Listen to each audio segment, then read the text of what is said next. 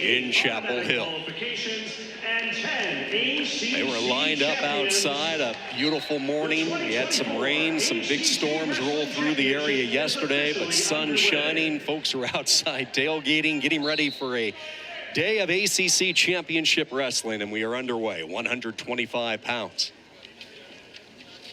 Logan Agin, the senior, Lancaster, Ohio for Duke, one of 2 5 seeds. And this is a big weight if you're the Blue Devils. He is the most experienced wrestler they have, and he has a win in ACC dual competition. So big moment for Logan Agin as he takes on Kyle Montaperto, the sophomore for Virginia. Agin's got some weapons. He's got a nice little drop down double from his feet. On top, he can be extremely tough. So let's see if he can get to his offense early. I like how right now he's controlling the center of the mat. He's pushing the pace, keeping that pressure on his opponent. Mention Agin, he can be extremely dangerous. He had a fall over Pitt's Colton Camacho. That was his win. The fall happened inside a minute into the first period as you see some action near the edge. And they go out of bounds back to a restart in the center.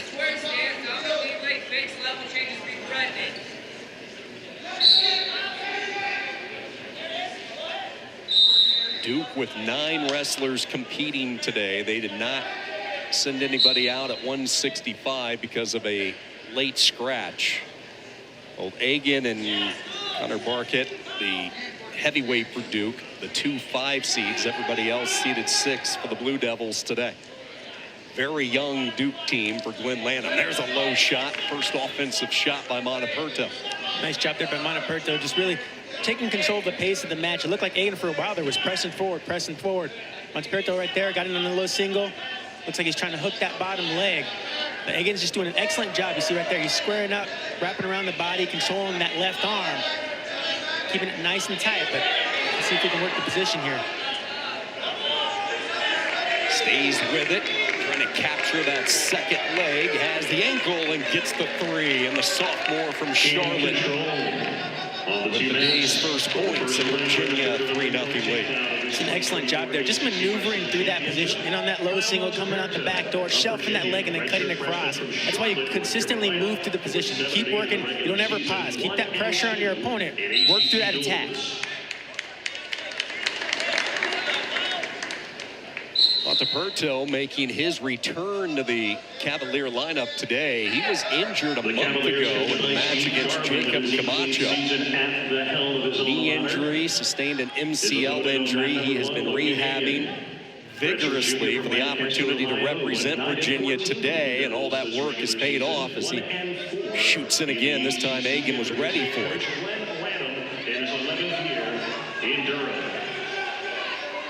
Again, Montaperto on that leg. Kind of an awkward position here. Trying to elevate, come through the back door again. I like how he's standing on the attack there. Just keeping that pressure. Agin, again, just pushing forward, but Montaperto's using that aggressiveness to his advantage. He's dropping down, he's finding those angles, getting in on those attacks. He scrambled here. Agin does not want to give up another takedown late. Short time, 7 seconds. No points awarded yet. Agin just trying to hang in, bunker down here for the end of the period.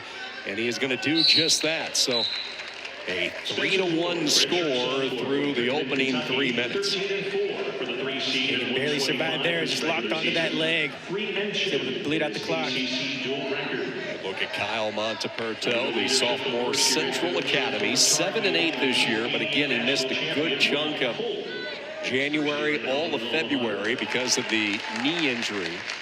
He's able to wrestle 3 ACC duels this year, has a win over Agin, won by technical fall, so he was able to get to his offense frequently in the first go-around. Quick stand up, see the grip there as Montaperto gently brings him back down. Good energy underneath by Agin, but now Montaperto has him flattened out. Good ride here for the tough sophomore. Montaperto's doing a nice job of keeping the weight on the hands there. You see he's pressing forward, attacking that right arm, bumping. And that's what you want to do from that top position. You want to keep the weight on your opponent's hand. Keep pressuring forward. He's trying to commit to the right here, but Agin's doing a good job just getting his base underneath him. See right here, he's got a body lock. Yeah, Agin able to slip through, gets that lock, and gets the reversal to tie it up at 3.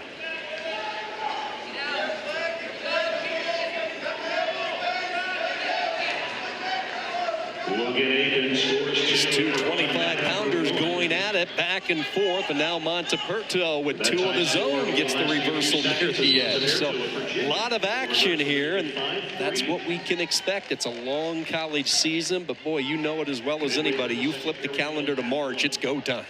It's go time. You have to have that mentality. It's time to execute. This is what we train for right now, this time of the season. Steve Garland told us earlier this year this has been one of his most difficult seasons just because of the injuries. He's never had a year where a team has absorbed so many crushing injuries, and we use the word crushing because they were injuries that kept wrestlers off the mat. So there was no time to work with technique and a lot of that. Now they're getting healthy, guys like Montaperto today, but you know how valuable it can be when you get that mat time and then it's taken away from them. I think that's the key, mat time, right? It's one thing to be healthy, but it's a whole other thing to be able to get your condition dialed in, to get your strength dialed in, to get that timing in your technique when you want to fire off your shots, how you apply the pressure from that top position. Not having that mat time, it's so valuable just for your growth in this sport. So to not have it and then be able to come out here and be expected to compete at this high level, it's really tough to do. Right now, Montaperto's doing an excellent job. He's pressuring forward. Like I said earlier, he's gotten to his attacks. He's trying to commit to this ride. 20 seconds left in the second period. He needs to commit to this ride. He needs to hold Agin down here. Let's see if he can do it.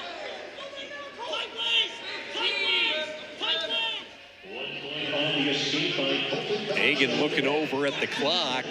Do a stand-up. You see Montaperto, he's going to clamp down on that lower leg, which is all right. The referee is going to count it, but he works his way back up the body and he rides him out. Good job there by Kyle Montaperto, approaching 1:30 of riding time.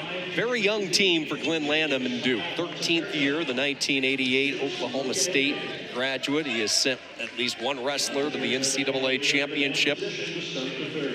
15 straight years. You go all the way back to 2009. It's a new crop of Blue Devils, though, this year, and they're going to go through some growing pains like they did this season.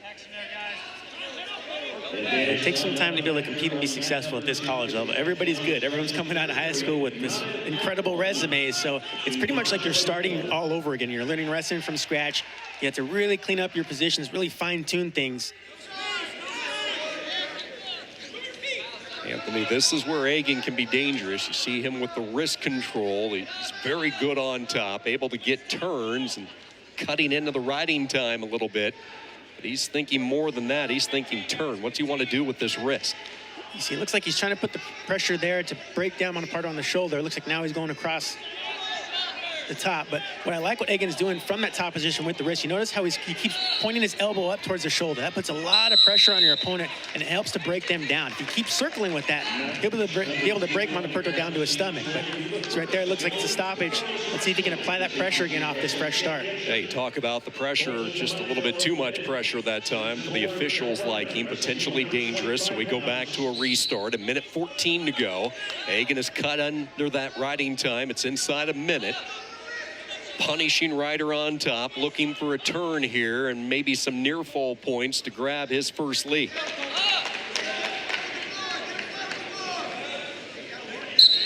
They start once again neutral on mat number 2. So Agin's working the wing. He's got the fist in the back looking for that far wrist. If he can run it, he's got to drive that shoulder to the ear. But you see he's taking his time. He's got his hips low, trying to run that shoulder to the ear to get that angle that he wants to get his opponent over the top there. Let's see if he can do it. But that's the key here. You don't want to get sloppy. You don't want to start running it right away. You got to keep that shoulder down, keep your hips down, and run it.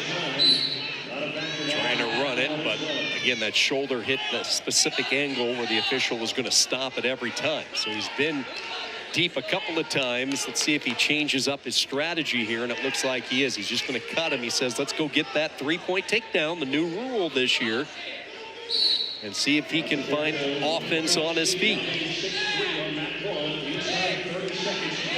Low strike by Agin here. He's in on that left ankle.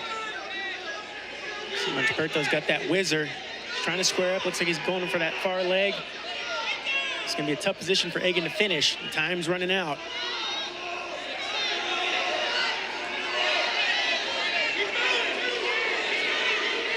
Agin unable to get the corner, and now he does. The 3 awarded at the end of the third period. Steve Garland over to talk with both officials, and let's see, they're going to send the wrestlers to the corners, and they're going to go up to the scores table to take another look at it. A little drama to kick off the day. This is what we like.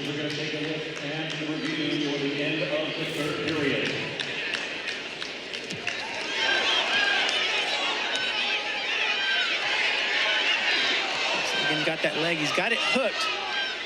He's coming over the backside there, working the crossface. He has the leg elevated. What's control there, Anthony? You saw the official see and seize up the three. There was time on the clock when he did that. Where did the control get established? It looked like when he hooked that leg, but it's kind of tough to say because Montaperto, I don't know if we're looking at Montaperto still having that leg, still trying to turn to his left side. But, I mean, Agin, he hooked the leg. Looked like he was pretty close to control for me. So Agin on that single leg, cutting the corner. Montaperto was in a decent position there with that whizzer, but he elected to go all the way to the far side, get that leg, and it looked like he was content just trying to hold on until the clock ran out. Agin wrestled through the position. Again, that's one of the key things. You see he starts to circle there, pops his head out, hooks the leg. Right there. With that crossface, that's where it looks like control for me. He's crossface right there. He's got the leg hooked.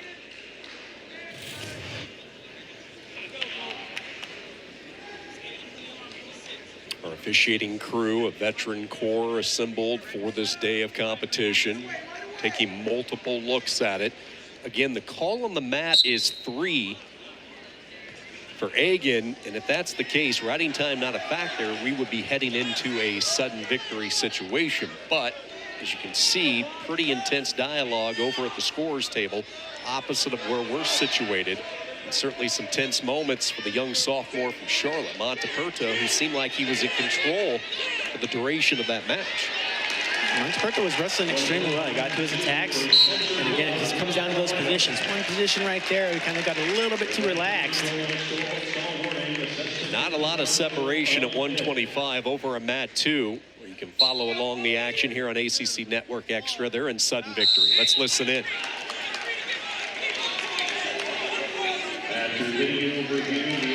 Call on the mat stands. It is a late 3 for Agin. So we go to sudden victory. Both matchups on the 2 mats into overtime.